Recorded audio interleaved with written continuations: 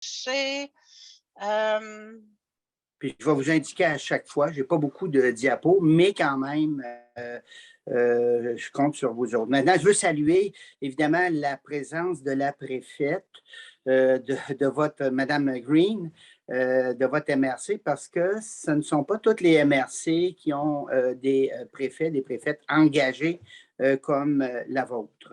Voilà.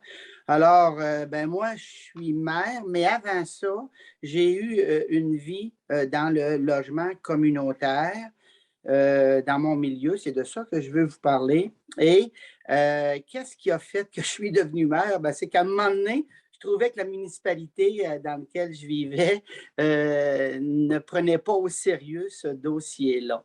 Alors, il y a eu un événement là, qui va être la trame de la présentation. Pourquoi je l'ai intitulé Le bon moment pour s'impliquer en logement communautaire, c'est qu'il n'y a jamais de bon moment ou de mauvais moment. C'est qu'il y a des besoins qui sont récurrents, des besoins qui s'expriment, bon, dans les municipalités plus petites, on vit moins ou on ne vit pas l'itinérance, mais dans les grands milieux, on vit cette itinérance-là. Et il y a des besoins quand même dans les petits milieux. Moi, c'est une petite municipalité de 700 de population. C'est pas très gros, mais on atteint quand même 20 des logements qui sont communautaires et propriétaires d'un OSBL, parce que c'est une formule qu'on aime bien. Voilà. Alors, on avance un petit peu. Alors, le point de départ de tout ça, ben, je vais mettre mon chrono. Voilà, on a commencé. Le point de départ, c'est qu'en 1992, j'étais ailleurs, professionnel dans la fonction publique, et il y a eu l'incendie d'un CHSLD. Alors, un CHSLD, un centre d'hébergement, soins de longue durée. Je ne sais pas si Mijanou était né à ce moment-là. Moi, j'y ai donné à peu près 17 ans aujourd'hui. Tantôt, là, je voyais ça. Mais 1992, ça fait quand même presque 30 ans. Alors, pour ceux qui étaient là, on était avec le Parti libéral qui était en pleine reconfiguration du réseau. C'est des termes là, qui sont nouveaux. La reconfiguration du réseau, grosso modo, là, ce qu'il disait, c'est qu'il y a trop de CHSLD, il faut en fermer. Dans ma MRC, il y avait 5 CHSLD, il y en avait 2 de trop. Ça serait le fun si on en fermerait 2. Puis le hasard a bien fait les choses. Le CHSLD de ma communauté a passé au feu. Il y avait 75 employés, 72 résidents. Bon, les résidents ont été relocalisés ailleurs. Il y a eu un hic, cependant. Ce CHSLD-là avait été payé par la population qui l'avait donné au ministère de la Santé. Puis là, il faut reculer un petit peu plus loin. C'est que dans le début des années 60, 70, c'est que le ministère de la Santé a pris de l'expansion. Il y avait des employés. Puis la communauté, la municipalité, avait décidé de donner le foyer pour personnes âgées au CHSLD. Occupez-vous-en, payez le salaire, puis la vie est belle. Puis il n'y a pas eu de clause plus que ça parce qu'on était en pleine croissance. Et le ministre, bon, après l'incendie, le ministre de la Santé a décidé de conserver des assurances de 3,2 millions puis d'appuyer plutôt un projet local. Et j'y arrive là, au logement communautaire. Donc, le réseau de la santé a gardé le 3,2 millions d'assurances puis a dit au milieu, fuck, organisez-vous. Là, ça nous a vraiment, vraiment, vraiment saisi. C'est à ce moment-là que j'ai décidé de m'impliquer dans le dossier. On avance. Ben ça, c'est une photo de jeunes qui nous regardaient à ce moment-là, puis qui réfléchissaient sur leur avenir, puis qui pouvaient se poser la question, les mêmes questions que vous vous posez, vous, aujourd'hui.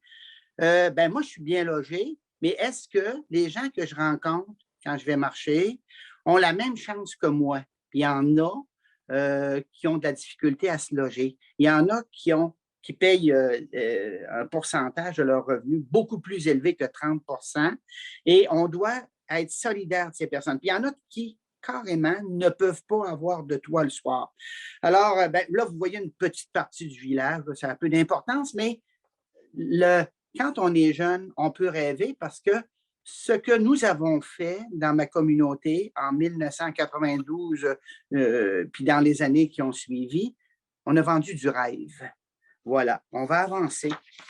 Bon. C'est le maire de l'époque qui était venu me chercher parce qu'il trouvait que peut-être que j'étais capable de vendre des idées. Alors, on a rassemblé tout ce qu'il y avait de force vive dans le milieu autour d'un projet mobilisateur. Mais ça, un projet mobilisateur, ça peut évoluer. Hein? On a mis tous nos différents côtés et on travaille, belle faute de français, avec le seul objectif de réaliser le projet. C'est que pendant 36 mois, le seul langage qu'on avait, c'est on va le réaliser, on va travailler en concertation, nos chicanes, on les réglera après, mais il faut loger la population qui a des revenus modestes. Puis le projet doit être rassembleur, on l'a dit, mais facile à comprendre. C'est-à-dire que si on s'en va vers des complexités administratives, il y a des gens qui débarquent et les gens qui ont de la misère à se loger, qui ont de la difficulté, qui sont plus pauvres, ce n'est pas des gens qui aiment ça, des chinoiseries. On avance d'une diapositive. Alors, au départ, première difficulté qu'on a eue, c'est qu'on veut un CHSLD ou une résidence pour aînés, une RPA. C'était le fun, un CHSLD, parce que Marc-Yvan Côté, le ministre de l'époque, ça doit vous dire quelque chose, il y avait l'argent pour le reconstruire, 3,2 millions.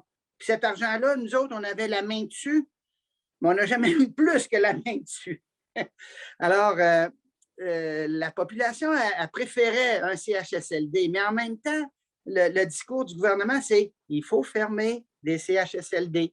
Le vôtre, il a été rasé par un incendie, et puis trouvez-vous une solution ailleurs.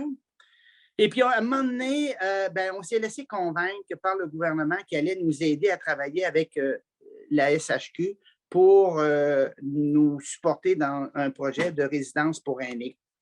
Alors, avant 1992, c'est le ministère de la Santé qui payait tout, qui payait les immobilisations, qui payait les salaires, on n'avait pas de soucis. Les employés étaient en grève une fois de temps en temps, mais tout le monde mangeait. Puis c'était le contexte avant 1992.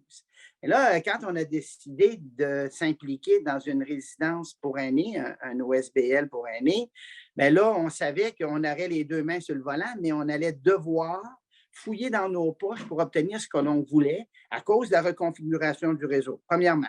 Deuxièmement, les salaires offerts ne seraient pas ceux du ministère de la Santé, on le sait, mais le milieu serait impliqué dans la gestion. Ça, c'est un gros virage qu'il a fallu faire d'une mentalité où les gens s'attendaient que le gouvernement allait tout faire, puis là, on était face à nos responsabilités. 3 ans de tâtonnement, on avance. On avance 3 ans de tâtonnement. Alors, on a travaillé avec le GRT de notre région. On a fondé un OSBL. Ça aurait pu être une coop, mais c'est un OSBL. Puis, il y avait un petit avantage, c'est qu'un OSBL peut être reconnu comme société de bienfaisance et émettre des reçus de dons de charité. Parce que pour nous autres, ça partait d'abord d'un financement populaire. Je vais y revenir tantôt. On a mandaté professionnels, architectes, ingénieurs, puis on avait une belle photo. Voici la photo de ce que ça va ressembler quand ça va être élevé, ce bâtiment-là. On avait une esquisse à présenter à la population. On les faisait rêver. On a déposé notre demande à la SHQ. La SHQ a dit, tiens, vous allez ramasser 300 000 $. 300 000 $ dans le milieu, d'un petit milieu de 700 de population. Je vous dis qu'on trouvait la marche très difficile à monter.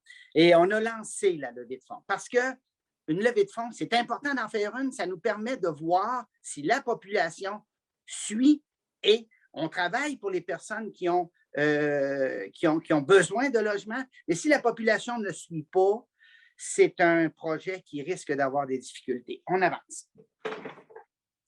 Là, on vend du rêve, on vend du logement, on vend des emplois. Première chose qui s'est passée, c'est les ex-employés du CHSLD se sont mobilisés. On avait fixé une levée de fonds, 300 000 $. Nous, ils ont dit, on est capable de faire un bout de chemin. C'est rare qu'on voit ça, mais les 75 employés se sont mobilisés. Ils ont dit, nous autres, là, on va mettre 500 $ par employé. ils ont réussi à nous ramasser un 30 000 déjà en partant, parce que des projets, ça se réalise avec des sous. Deuxièmement, à peu près dans la même période, il y a un organisme qu'on avait sollicité, un organisme proche de chez nous. On s'attendait entre 500 et 1 000 $. Puis cet organisme-là, qui n'était pas généreux habituellement, me fait la proposition, on vous donne 10 000 $ pour réaliser votre projet, plus un prêt de 20 000 sur 20 ans sans intérêt. Oups, ça a été un gros coup, là. Là, on a informé la population, notre population locale, de cette situation-là. Puis des gens se sont levés, ils ont dit, écoutez, là, si cette organisation est prête à mettre 30 000 $ dans le projet, nous autres, qu'est-ce qu'on attend?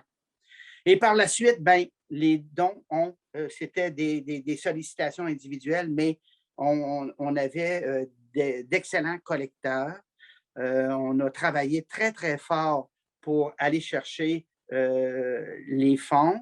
Les députés tant fédéraux que provinciaux ont été présents à nos activités. Les préfets, le CLD, la SADC, même le ministre disait, je ne reviens pas avec Marc-Yvan Côté, mais on a avancé dans le temps, disait, écoutez, les projets, dorénavant, il faut que le milieu en finance une partie. On avance. Alors, une locomotive en marche. On a dépassé, évidemment, d'à peu près 60 000 $ notre objectif en 97. Là, on voulait 300 000, ramasse 360. Donc, en 98, on réalise 6 unités RPA avec Axélogie. Puis là, la machine n'arrête pas. L'argent n'arrête pas de rentrer. En 2002, 17 unités se rajoutent. En 2008, 16 unités.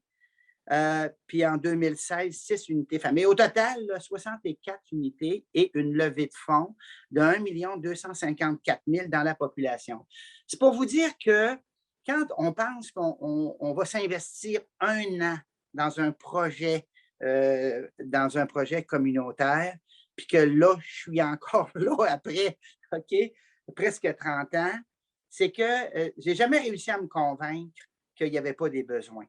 Bon, voilà. Mais vous voyez, 1 254 000 de levée de fonds. La SHQ nous a fait confiance. Nos logements sont tous occupés. On couvre nos frais, on ne fait pas d'argent. Puis, on loge des gens. On loge à peu près 80 personnes. Ce n'est pas insignifiant dans un petit milieu. Et puis, ça crée de l'emploi, ça loge bien les gens. C'est une belle dynamique. On avance. Voici, bien ça, vous avez une partie du projet. Là, vous avez à peu près la moitié du projet. 3 étages RPA. On avance. L'autre, c'est le projet famille. Ça va. Je vais m'avancer un petit peu. Puis là, on est rendu à page 12. C'est Saint-Joseph qu'il faut que je parle, là. Je pense que c'est ça. Ah, les pièges, OK. Moi, alors, je vois 11, oui, c'est ça. Oui, pièges, excusez. Il y a un ordre de sollicitation.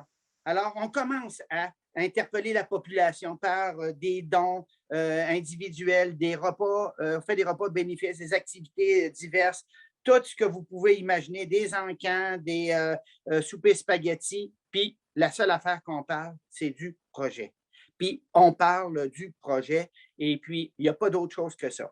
On inclut nos organismes locaux, c'est-à-dire tout ce que vous avez, les clubs des 50 ans, les cercles des fermières, tout ce qu'il y a comme mouvement sociaux, il faut qu'ils soient de la partie.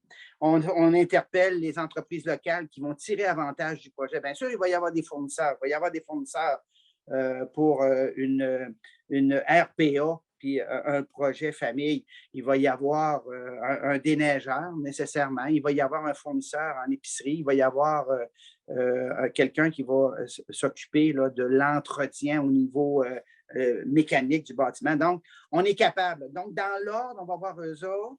On va voir la caisse. On dit à la caisse, c'est toi qui vas financer le projet. Là. On va avoir 3 millions à peu près d'emprunts. Alors, ça serait peut-être le fun que tu nous donnes pas mal d'argent. Puis là, on savait ce qu'on voulait. Puis on finit par la municipalité. Pourquoi on finit par la municipalité? Parce que si on commence par la municipalité, OK, la levée de fonds ne peut pas lever. Si les gens payent, parce que la municipalité, elle va le prendre sur les taxes. Si elle met 200 000, 300 000 dans le projet, OK, la population va dire, ben, je vais le payer sur mes taxes, qu'est-ce que ça me donnerait d'appuyer un projet par un don. Alors, on finit toujours par la municipalité. Puis la municipalité, elle voit rapidement son intérêt. Elle voit ce que ça va y rapporter en termes de taxes. Elle voit ce que ça va y rapporter comme logement pour ces personnes qui ont de la difficulté à se loger. La municipalité, c'est le partenaire incontournable.